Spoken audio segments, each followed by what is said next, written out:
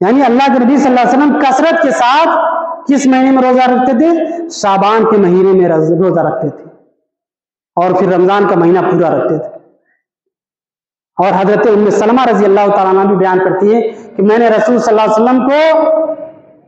2 مہینے کے روزے متتابعین پے در پے روزہ رکھتے ہوئے میں نے دیکھا، اور وہ شعبان اور رمضان کا روزہ ہوتا تھا۔ یعنی اللہ کے نبی صلی اللہ علیہ وسلم کثرت کے ساتھ شعبان کے مہینے میں آپ روزہ رکھا کرتے تھے، اس قدر روزہ رکھتے تھے کہ ایسا لگتا کہ آپ پورا مہینہ ہی روزے سے آپ گزار رہے ہیں۔ تو ان احادیث سے یہی چیز ثابت ہوتی ہے کہ شعبان کے مہینے میں اللہ کے نبی صلی اللہ علیہ وسلم کسی ایک دن کو خاص کر کے روزہ نہیں رکھتے تھے، آپ کثرت کے ساتھ اس مہینے میں